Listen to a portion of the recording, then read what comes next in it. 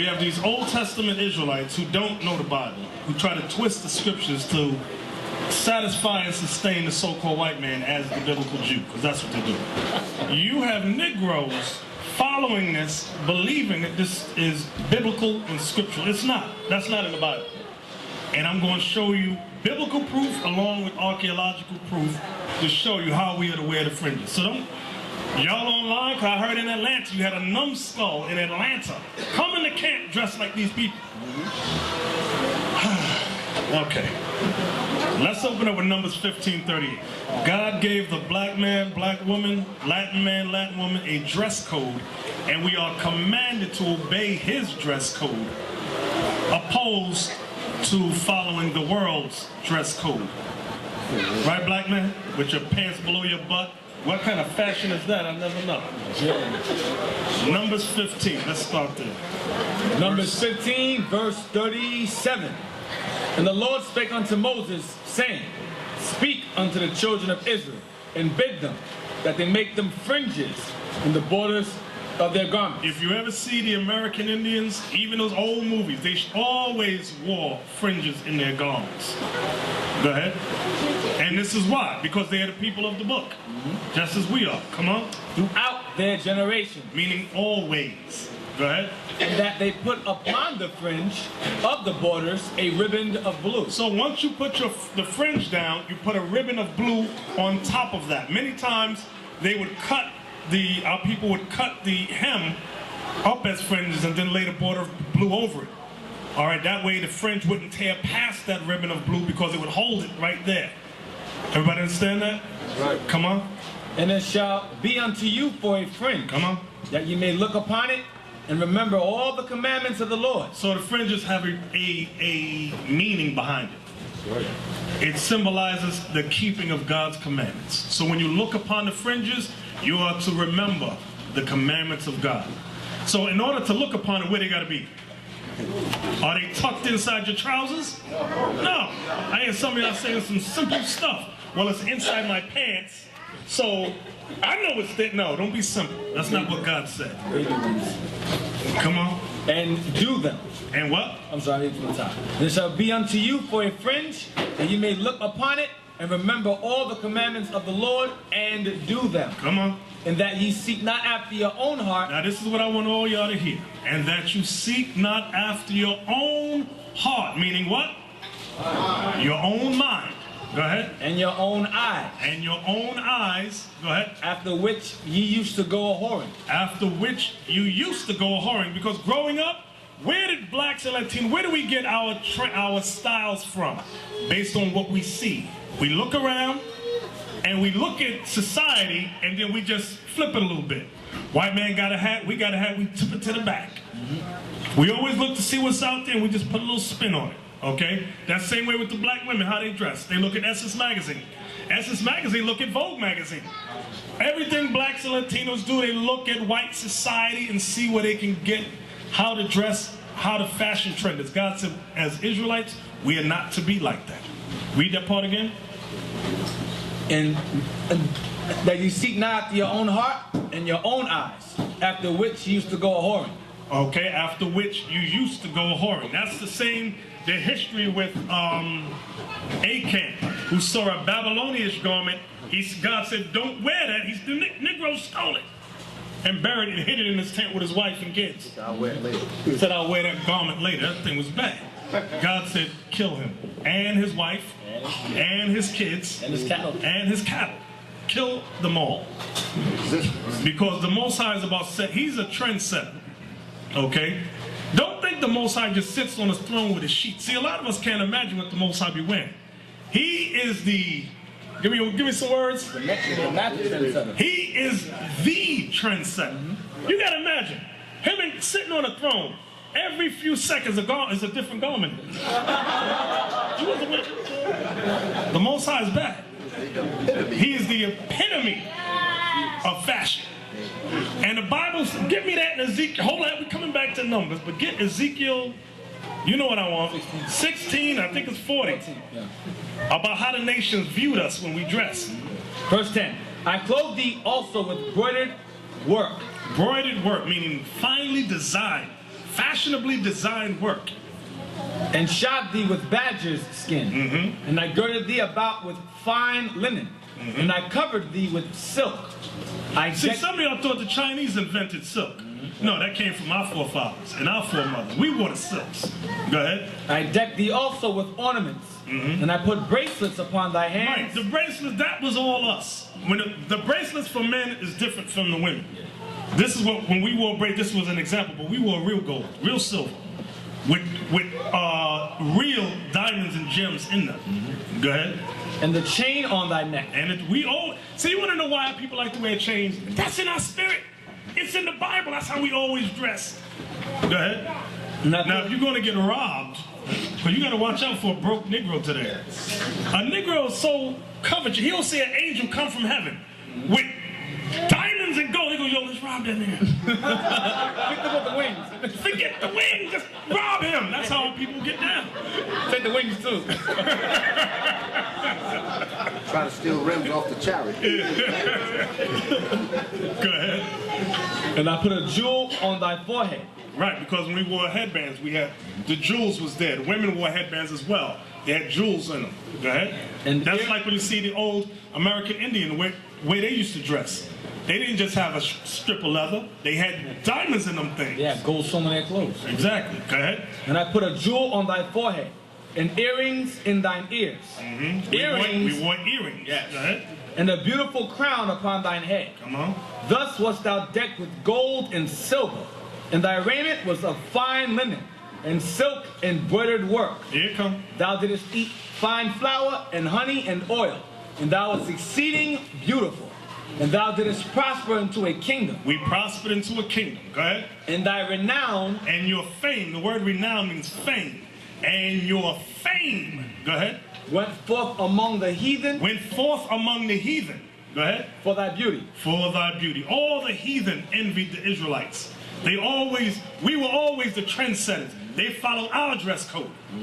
So that's why in our repenting now, we got to get up, we got to step up on our game. For it was perfect through my comeliness, which I had put upon thee, said the Lord God. Okay, let's go back to Numbers 15 now. Verse 38. Speak unto the children of Israel, and bid them that they make them fringes in the borders of their garments throughout their generations, and that they put upon the fringe of the borders a riband of blue. And it shall be unto you for a fringe, that ye look upon it, and remember all the commandments of the Lord, and do them. So the fringes are meant to remind us of God's commandments. Go ahead. And that ye seek not after your own heart and your own eyes, after which ye used to go a-whoring. So we're not supposed to follow our brothers in the world, our brothers and sisters like Fubu, Sean John, Rockaware. We are not to follow them because their trends is worldly trends outside of God's commandments. Apple bottoms. Apple bottom, all that stuff. Fat farm. We are not to follow that. That's the part about after which your eyes used to go a-whoring. Go ahead. That ye may remember and do all my commandments and be holy unto your God. I am the Lord your God, which brought you out of the land of Egypt to be your God. I am the Lord your God. So now, in case you wondered, well, how are fringes worn? Maybe it does look like dirty shoelaces, like the so-called white man wears. But let's go to Exodus 28:33. Here's an example of how the high priest wore his fringes, and on his, they were pomegranates and bells. It's going to describe how they were worn. This is the example. Exodus 28, verse 33. Listen real good. And beneath, upon the hem of it. The hem of his garment. The hem, where's the hem? What is the hem of the garment? Bottom. The bottom of your garment, like on your shirt that hangs below, that's the hem at the very bottom. Read that part again. And beneath, upon the hem of it, thou shalt make pomegranates of blue, and of purple, and of scarlet, round about the hem thereof. See that? Round about the hem of it. Round about the hem. Not dangling on four parts. Not that. That ain't the Bible you just read, eh? This is the Bible. Read that again, Arthur. Where you at? Verse 33. 28, verse 33. Exodus 28:33. Go ahead. And beneath, upon the hem of it, thou shalt make pomegranates of blue. Because he had a blue border too. Go ahead. Of purple, and of scarlet, round about the hem thereof, and bells of gold between them round about. Right, because on the priest's garment, he had bells on his garment. So all of that went round about the hem. Can we go back to the Assyrians now? Now, do y'all see the fringes at the bottom? Do y'all see how the fringes are worn? This is ancient archaeology from the Assyrian captivity. 722, thank you. 722 BC. This is how the Israelites wore their fringes. So don't get fooled by a dumb Negro following the white man. No, you're supposed to wear dirty shoelaces on the side. Now you see their arms are bound, okay? Because the Assyrians bound our people as slaves, okay? That was the northern kingdom. Now, I'm going to show you where the confusion comes from. Go to Deuteronomy 22 verse 12. This is where the confusion comes from. The dumb Negro that follows the so-called white man. Here's the verse. But when you read this verse is saying the same thing as Numbers 15:38. It's just using different words. Deuteronomy 22 verse 12. Thou shalt make thee fringes upon the four quarters of thy vesture, wherewith thou coverest thyself. So you see that thou shalt make thee fringes upon the four quarters of thy vesture. So the so-called white man teaches the Negro, imbecile, see? 4 quarters, that means just 4 places. Right, that's what it means, just 4 parts. But I'm going to show you a precept to explain 4 quarters. Go to Revelation 20:8. Yeah. Here's a scripture to explain 4 quarters. Now you tell me if this is 4 parts or it means all over, all around. Revelations 20 verse 8. Listen good. And shall go out to deceive the nations which are in the 4 quarters of the earth, Gog and Magog, to gather them together to battle, the number of whom is as the sand of the sea. So all these nations that they're gathering from the 4 quarters, is that from the South Pole? The North Pole? You see how dumb that is? It's not talking about the top of the earth, which is the North Pole, bottom, which is the South Pole. Ain't nobody living. These people is dumb. 4 quarters just means all over. So go back to Deuteronomy 22 and 12 now, and read it again. Thou shalt make thee fringes upon the 4 quarters. So that 4 quarters just means all about the hem, like the other precepts we just read. That's what it's saying. So don't get confused by stupidity. Like a basketball game, it's 4 quarters. That's the entire game. You go through all 4 quarters, the game is over. Or 1:45 on a clock. Go all around the clock, it's complete. It's simpletons. Simple. So don't let Negroes with a kufi or a yarmulke deceive y'all. And they out, believe me, they out there. Dumb as hell, dumb as a rock. So now, go ahead. If I give you 3 quarters of a pie, are you just gonna have a thin line? Damn sense. Okay. Get me Zephaniah 1:8. In case somebody want to be dumb. I could wear my pants below my butt and look like a coon Sambo if I want. The way you dress tells you, when you see a brother with a black suit and a bow tie, generally what is his faith? Muslim. Okay. When you see a dumb Negro with a kufi and 4 dirty shoelaces, what is his faith? He's following a so-called Jew. Okay? Your dress, the way you dress symbolizes or represents your state of mind, your faith. That's why God says this in Zephaniah 1 verse 8. And it shall come to pass in the day of the Lord's sacrifice that I will punish the princes and the king's children and all such as are clothed with strange apparel. Right. The Most High is serious about that dress code. He said, I'm going to punish them clothed in strange apparel, because the way you dress represents your faith. Back in the day, you knew a hoe when you saw a hoe. She had the high heels, she might have had the fishnet stockings on, cleavage was showing, right? Red lipstick. There was a way they all dressed back then, but now a lot of them dressing like that, so it's hard to tell. What the hell is this?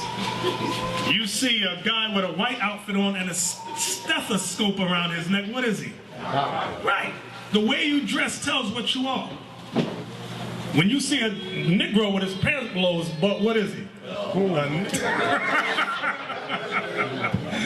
I'm sorry if I offend some of you.